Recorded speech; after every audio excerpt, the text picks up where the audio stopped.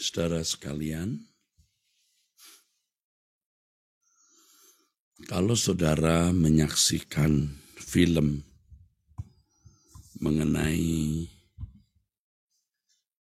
peristiwa Holocaust, yaitu pembantaian orang-orang Yahudi. Ada beberapa film yang mengisahkan hal itu, dan film yang paling berkesan yang pernah saya lihat sejak beberapa belas tahun lalu itu film Schindler List, kalau tidak salah Spielberg yang menjadi sutradaranya, kalau tidak salah. Film itu menggambarkan penderitaan orang-orang Yahudi pada zaman Perang Dunia Kedua, di mana Hitler dan pasukannya melakukan genosida bagi orang-orang Yahudi, mau memunahkan orang-orang Yahudi dari Eropa.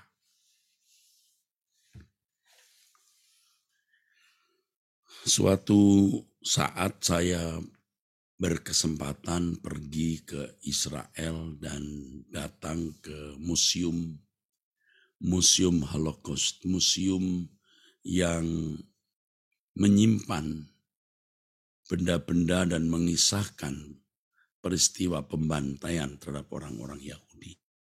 Ya, ada bekas-bekas sandal, bekas-bekas barang-barang orang-orang Yahudi yang teraniaya.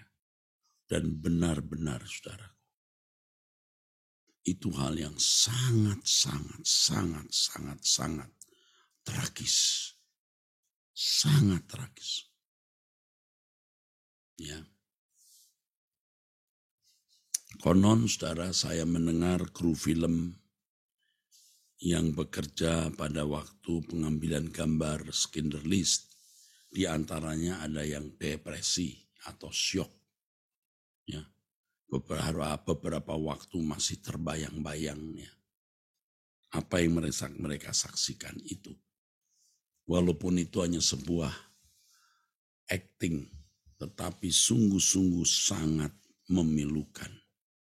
Bayangkan, saudara, kalau film saja bisa begitu memilukan, apalagi fakta yang sesungguhnya. Di mana orang-orang Yahudi dimasukkan ghetto, dimasukkan kamar gas, dibunuh ya dengan semena-mena, ditembaki sesuka-sukanya. Ya, mereka sudah tidak diberi makan, kurus, harus membuat kuburan, dan akhirnya mereka sendiri ya dikubur di kuburan itu setelah menguburkan saudara-saudara mereka sesama orang Yahudi. Anak-anak kecil dimasukkan truk dan dibawa ke tempat yang akhirnya tidak pernah orang tuanya menemukan. Waduh, menyedihkan, saudara. Melihat film itu, saudara, kita teringat pernyataan orang-orang Yahudi. Ya.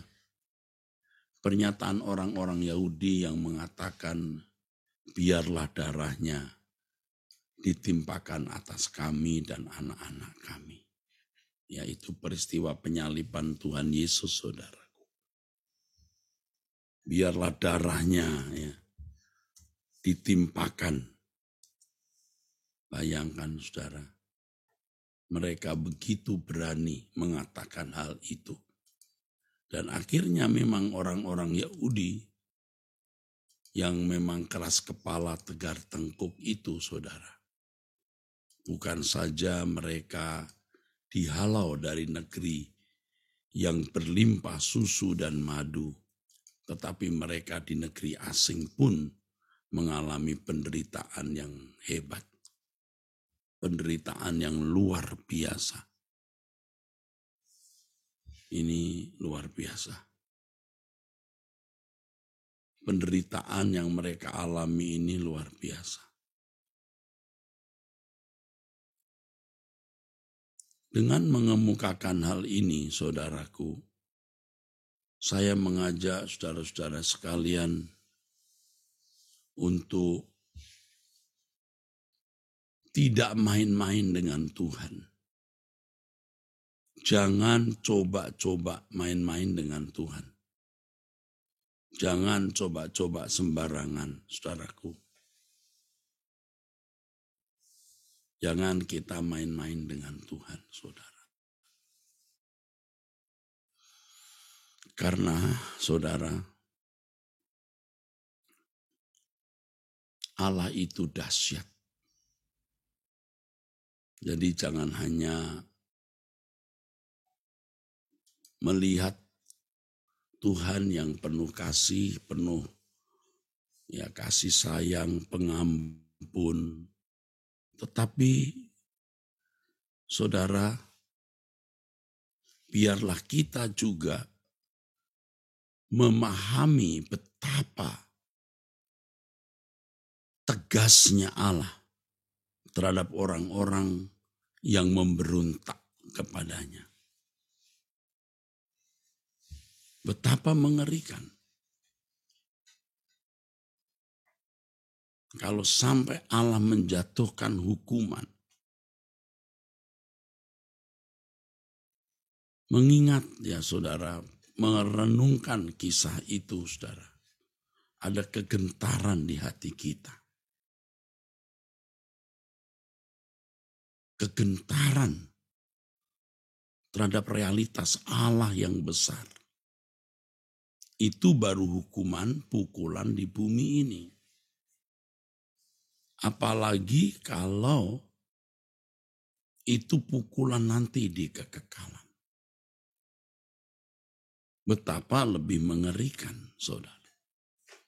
Itulah sebabnya Tuhan Yesus berkata, jangan takut kepada apa yang dapat membunuh tubuh,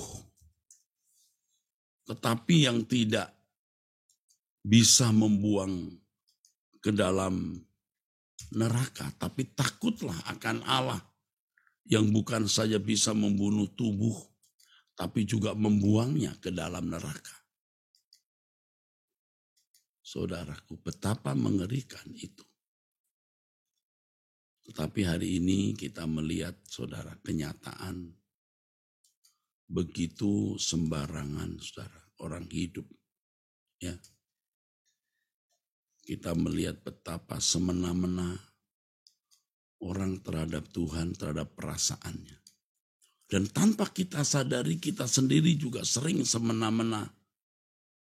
Ketika kita mau menyenangkan diri kita, ketika kita mau memuaskan nafsu dan kesenangan kita sendiri, betapa semena-mena terhadap perasaan Tuhan. Makanya saudara, kita harus berani berkomitmen, berani berjanji, berani bertekad untuk hidup suci, hidup tidak bercacat, tidak bercela, ya, dengan segala keberanian, dengan segala kenekatan, walaupun itu melampaui kekuatan kita, itu melampaui kemampuan kita, itu tidak bisa kita lakukan, tetapi kita maksimal berbuat apapun demi memiliki kehidupan yang tidak bercacat, hidup kudus itu. Ayo kita berjanji, aku hidup suci Tuhan. Aku berjanji Tuhan untuk jujur. Aku berjanji Tuhan untuk hidup suci dalam moral. Dalam moral, kejujuran, uang, seks. Ya, aku berjanji tidak membalas kejahatan dengan kejahatan. Aku berjanji mengasihi musuh. Orang-orang yang menyakitiku. Itu berat semua. Tetapi kalau kita serius menyatakan itu kepada Tuhan, pasti Tuhan akan menolong kita. Nah, kita mau apa lagi hidup ini, saudara? Kita pasti akan menghadap tahta pengadilan Allah. Dan kita rindu, mestinya memang demikian, kalau kita menghadap tahta pengadilan Allah, kita dijumpai tak bercacat, tak bercela, tak bercacat, tak bercela.